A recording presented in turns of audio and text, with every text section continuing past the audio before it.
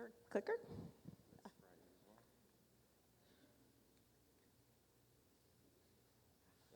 Yeah. Oh, that's good. Thank you.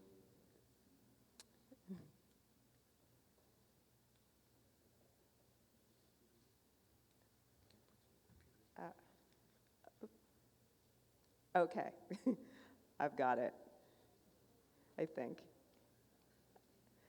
All right, so this morning I'm going to talk about those ecological values, not only of the Appalachian Trail, but also of two other long trails in the United States.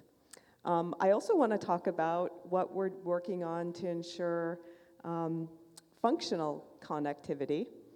And then I'll talk a bit about a strategy that we have been deploying to engage a lot more people in the conservation of this much broader trail landscape. So let's start with where we're going to be focused. So as was just mentioned, facilitating movement for wildlife is as essential as climate changes and the human footprint expands. In the United States, only 41% of the contiguous area is intact enough to allow for species movement. So that becomes a really important statistic when we think about areas that have already been protected and where we've already invested in conservation, at least in land protection. So in response to this real challenge, connectivity planning from protected area to protected area has accelerated in the recent years in the United States and elsewhere. And the connectivity from isolated areas can be fostered through using wildlife corridors.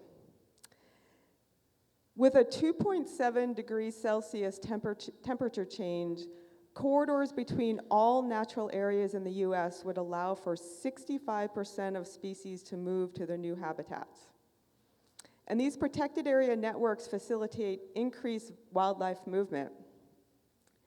So when corridors such as greenways are added to cities, landscape resilience is improved even amidst the human-dominated areas. Adding and expanding greenways as corridors facilitates migrations, dispersal, and gene flow for wildlife and for plant life. And the benefits of greenways are multifaceted. They have a large public appeal, as we just heard. So similar to greenways, recreational trails could offer conservation planners the opportunity to connect habitats while providing people with access to nature-based recreation. Those of you that pay attention to the National Trail System in the United States know that in 1968, the United States Congress passed the National Trail System Act. This set aside nationally significant recreational trails for the historic, recreational, scenic, and cultural values. And according to the Act, scenic trails are conserved for human recreation and conservation. So on the map here, the two trails on the west are the Pacific Crest National Scenic Trail. In the middle is the Continental Divide National Scenic Trail. And far on the eastern United States is the Appalachian National Scenic Trail. All of those trails are part of a network of national trails in the United States, including historic trails and scenic trails. And the rest of those lines on this map represent those other trails. But it's really these more transcontinental or longer trails that we're thinking about in terms of that connectivity question. So as I mentioned, two of North America's longest trails are the Pacific Crest Trail, the Continental Divide Trail. Those begin at the Mexican border and extend to the Canadian border. The Pacific Crest Trail, also known as the PCT, follows the Sierra Nevada and Cascade ranges, and the Continental Divide Trail, the CDT, follows the Rocky Mountain Range. And together they pass through 95 protected areas. In the United States, within protected areas, we also have designated wilderness areas. And those wilderness areas take into account more stringent use and management strategies. So within those 95 protected areas, there are 85 wilderness areas and 10 national parks. And in the eastern United States, the Appalachian Trail, or AT, travels through 8 national forests, 6 national parks, 2 national wildlife refuges, and dozens of state forests and park areas. So let's take a look at the ecological values of these trail corridors.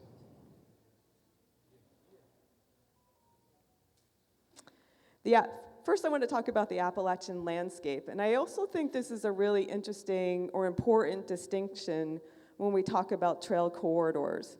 Oftentimes, we think about the corridors as being fairly narrow, and in fact, in the United States on the AT, the designated corridor has to be at least 1,000 feet wide. Sorry, I have to convert that to meters real quickly. But it's very narrow, and so with the Appalachian Trail, we've been thinking more broadly about what is the corridor, how is it defined, how does recreation factor into that corridor designation, and how does ecological connectivity and value play in. And I think this is one of the bigger shifts in the conversation that we've been having recently.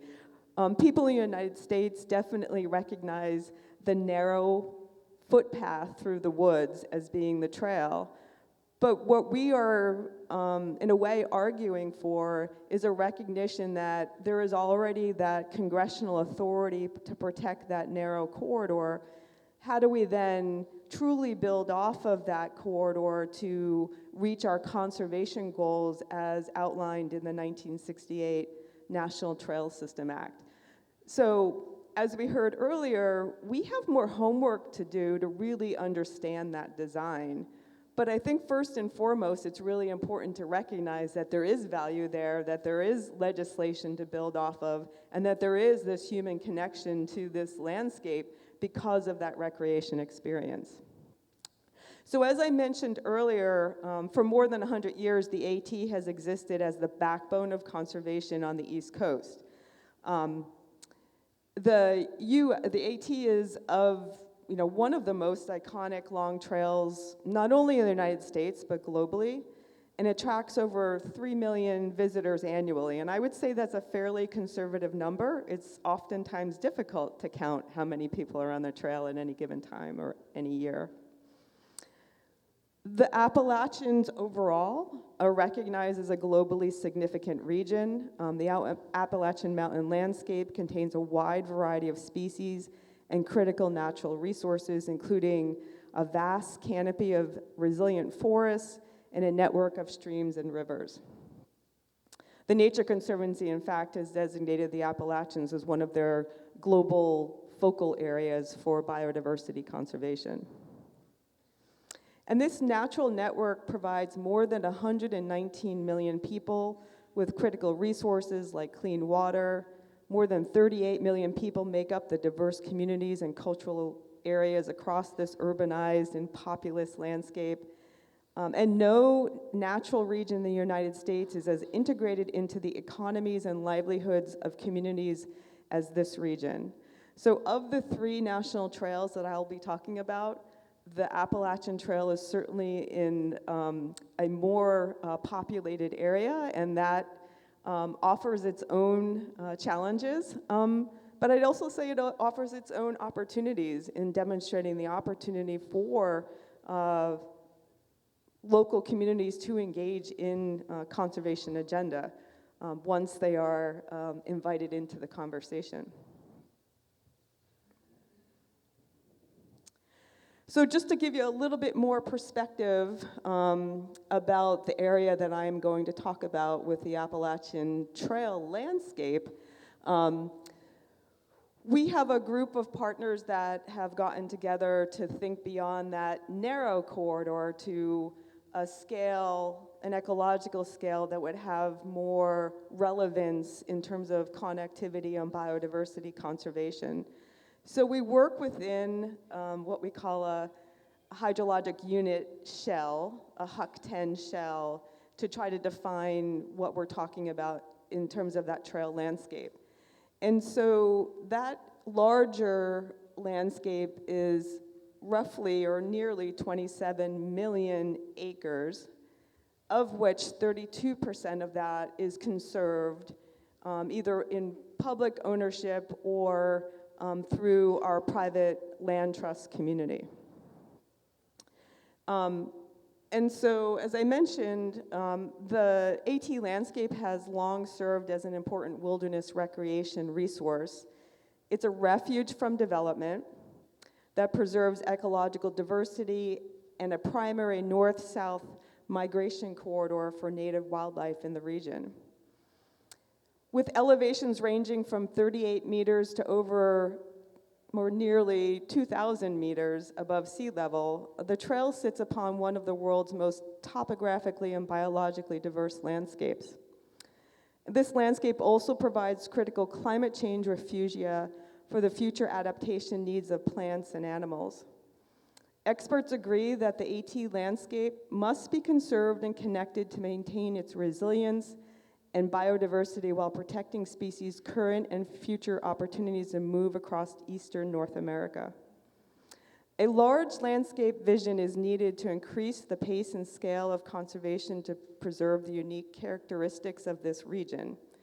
There's perhaps no greater opportunity to advance large landscape protection in the eastern United States than by continuing in the incredible effort of the land protection and community engagement that began in 1921 with the establishment of the AT. So our challenge in a way is to get our decision makers and our land managers to think more broadly at that landscape scale and to coordinate our efforts at a scale that is appropriate to meet the needs of that biodiversity, but also those connectivity goals, oftentimes for very specific species.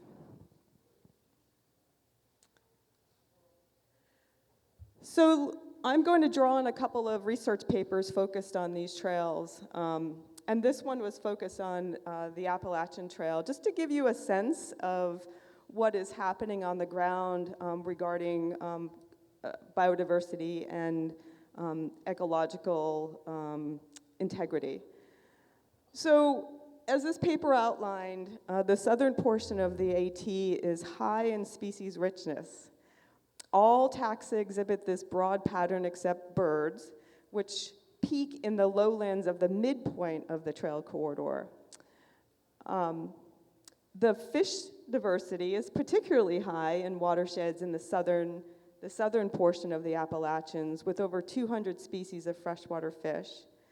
And tree species richness varies between 75 and 100 species throughout most of the trail corridor, or trail landscape, before dropping to 50 in the northern section. So mammals, amphibians, and reptile richness all show a less dramatic but consistent decline from south to north. And species richness contracts with ecological integrity, which fluctuates as the trail crosses tracts of forest far from roads or far from development to areas that are closer. So that integrity piece, those